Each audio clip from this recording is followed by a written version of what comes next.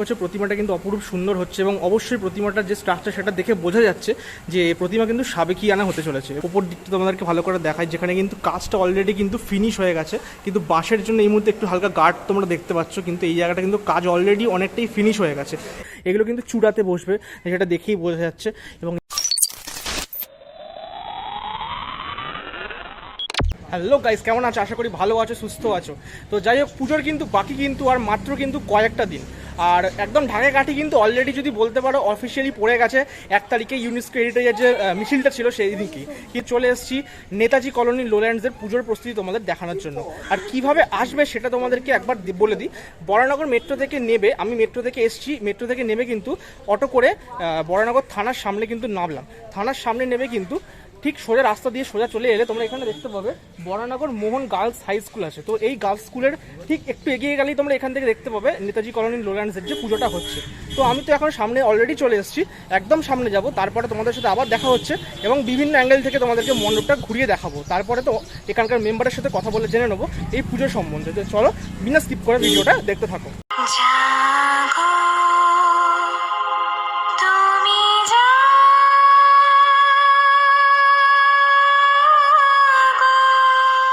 কিন্তু একদম স্পটে চলে এসেছে নেতাজি কলোনি লোল্যান্ড সার্বজনীনের পুজোর একদম যে প্রাঙ্গণ, এখানেই দেখতে পাচ্ছ কি সুন্দর অপূর্ব দেখতে লাগছে। আর এই যে পুকুরটা আছে, এই পুকুরটার জন্য আরও বেশি এখানে ন্যাচারালিস্টিক কিন্তু ব্যাপারটা কিন্তু দেখতে লাগছে। তো খুবই সুন্দর লাগছে। এবারে কিন্তু ভেতরে যাব, ভেতরে গিয়ে কিন্তু তোমাদেরকে বিভিন্ন অ্যাঙ্গেল থেকে মণ্ডপটা কিন্তু ঘুরে দেখাবো। আর এখান থেকে একবার আগে থেকে দেখিয়ে দিচ্ছে, দেখো অপূর্ব দেখতে লাগছে এই জায়গাটা থেকে। আর এখানে যখন লাইটিংটা পড়বে না, চন্দননগরের লাইটিং কিন্তু এখানে কিন্তু দেওয়া হয়, তো লাইটিংটা যখন পড়বে তখন কিন্তু আরও বেশি সুন্দর লাগবে এই মণ্ডপটা। তো চলো এবারে কিন্তু এক্সপ্লোর করা যাক নেতাজি কলোনি। বন্ধুরা, এই হচ্ছে কিন্তু এন্ট্রি পয়েন্ট, দেখতেই পাচ্ছ এখন কিন্তু তৈরি হচ্ছে এখানে মণ্ডপ। তো আমি কিন্তু এখন সোজা এন্ট্রি পয়েন্ট থেকে ঢুকবো। দেখতেই পাচ্ছ রাজস্থানের যে অন্দরমহলের আদলে যে মণ্ডপটা তৈরি হচ্ছে সেখান থেকে কিন্তু আমি এখন ঢুকছি একদম স্ট্রেট, কিন্তু আমরা এখন যাচ্ছি সোজা কিন্তু মিডিল পোর্শনটায়। দেখতে থাকো ব্লগটা বিনা স্কিপ করে, বেশ কিন্তু ইন্টারেস্টিং লাগছে, একদম বেশ রাজবাড়ি ফিল আসছে। ঠিক আছে, তো দেখতেই পাচ্ছ রাজবাড়ির বিভিন্ন রকম যে আদলে অনেক কিছু থাকে পিলার টাইপের, সেগুলো কিন্তু এখানে কিন্তু কাট আউট হিসেবে রাখা হয়েছে, বেশ মানে সেগুলো কিন্তু সাজানো হচ্ছে এই মুহূর্তে। এগুলো কিন্তু চূড়াতে বসবে, সেটা দেখেই বোঝা যাচ্ছে। এবং এগুলো কিন্তু এই থাম টাইপের হয়, সেগুলো কিন্তু এখানে দেখতে পাওয়া যাচ্ছে। এখানে আছে, এখানে পরপর সাজিয়ে রাখা আছে, এগুলো কিন্তু সাজানো হবে, জাস্ট এমনি রাখা আছে আপাতত।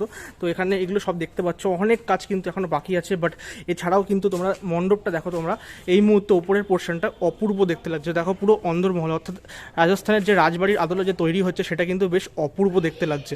এই জায়গাটা সত্যি বলছি অপূর্ব লাগছে। এখানে এসে বেশ ফটোশ্যুট করাটা মানে দারুণ লাগবে। যদিও পুজোর সময় তোমরা কতটা ফটোশ্যুট করতে পারবে সেটা জানি না, কেননা প্রচুর পরিমাণে কিন্তু এখানে লাখ লাখ দর্শক কিন্তু প্রত্যেক দিন কিন্তু সমাগম হয়ে থাকে। আরও সামনের দিকে যাওয়া যাক। মণ্ডপটা এখান থেকে এন্ট্রি হয়ে কিন্তু তোমরা দেখতেই পেলে এই পোর্শনটা থেকে কিন্তু হেঁটে আসতে হবে, দেন কিন্তু সোজা এখান থেকেই তোমাদেরকে ঢুকতে হবে, যেমন আমি এই মুহূর্তে ঢুকছি। তো দেখতেই পাচ্ছ মণ্ডপটা কিন্তু এই মুহূর্তে এই জায়গাটা কিন্তু অনেকটাই কিন্তু রেডি হয়ে গেছে কাজ। ওপরে দেখো সিলিংটা বেশ সুন্দর কিন্তু একটা হাতের কাজ হচ্ছে, রাজস্থানের যে আদলে তৈরি হচ্ছে মণ্ডপটা তার অনেক সুন্দর একটা কাজ কিন্তু ওখানে কিন্তু ফুটে উঠেছে। এখন বাঁশের জন্য অনেকটা গাঢ় হয়ে আছে ব্যাপারটা, তোমরা এখন হয়তো বুঝতে পারছো না, কিন্তু পুজোর সময় কিন্তু পরিষ্কার আসলে কিন্তু সেটা বুঝতে পারবে। দেখতেই পাচ্ছ নীল এবং ইয়েলো কালার অর্থাৎ গোল্ডেন কালারের কিন্তু থাম কিন্তু এখানে কিন্তু করা হয়েছে, যেগুলো কিন্তু রাজপ্রাসাদে কিন্তু থাকে।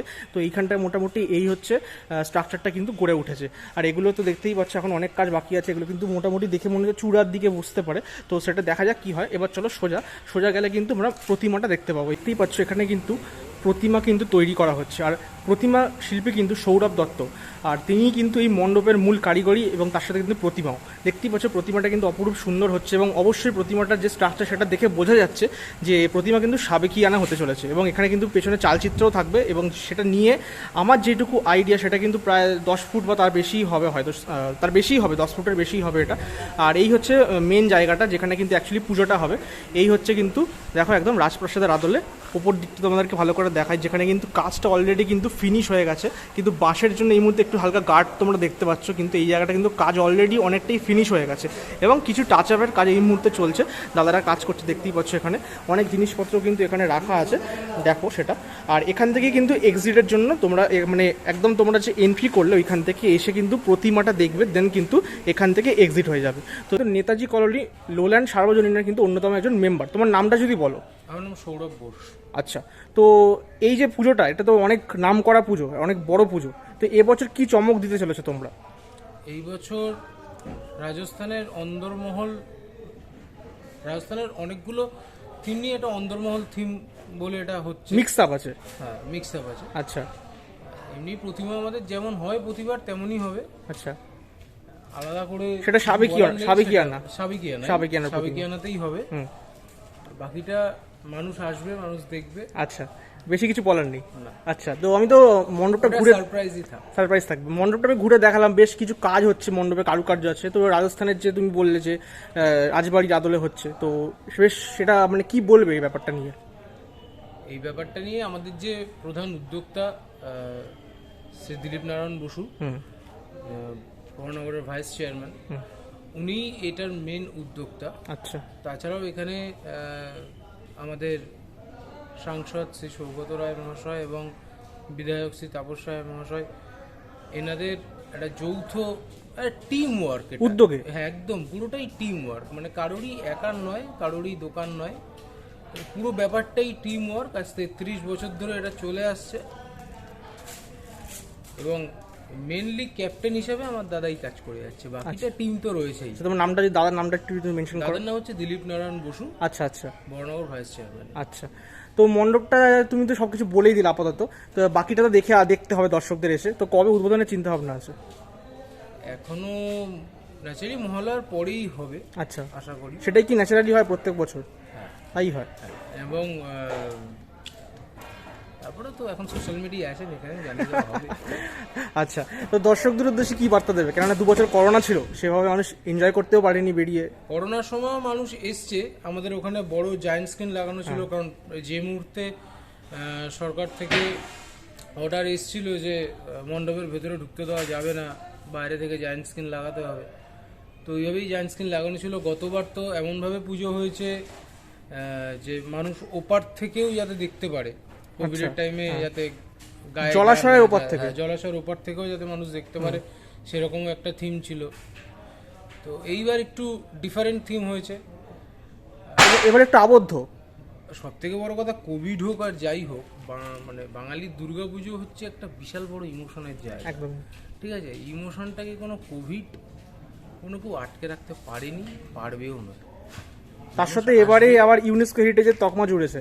হ্যাঁ, মানে মানুষ আসবে, মানুষ দেখবে, এবং বাঙালির পুজোটাকে মানুষ, এটা সব ধর্ম নির্বিশেষেই বলছি যে বাঙালির দুর্গাপুজো কিন্তু সবাই এনজয় করে। নেতাজি কলোনি লোল্যান্ড সার্বজনীনের যে পুজোর যে প্রস্তুতি এবছরের, সেটা কিন্তু তোমাদেরকে পুরো মণ্ডপটা ভেতর থেকে এবং অবশ্যই বাইরে থেকে কিন্তু বিভিন্ন অ্যাঙ্গেল থেকে ঘুরিয়ে দেখালাম।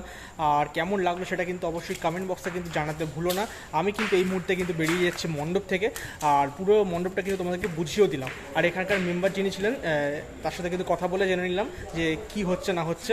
তো আশা করছি তোমাদের এই ভিডিওটা খুবই ভালো লেগেছে। ভালো লাগলে লাইক কমেন্টটা করতে কিন্তু অবশ্যই ভুলো না। আর যারা বিনা সাবস্ক্রাইব করে দেখছে, প্লিজ ভাই সাবস্ক্রাইবটা করো, কারণ ওটাই কিন্তু আমাদের মোটিভেশনের অন্যতম কারণ। তো চলো দেখা হচ্ছে পরবর্তী ভিডিওতে। পরবর্তী ভিডিও মানেও কিন্তু দুর্গাপুজোর আপডেট। তো চলো বিদায় নিচ্ছি আজকের এখান থেকে।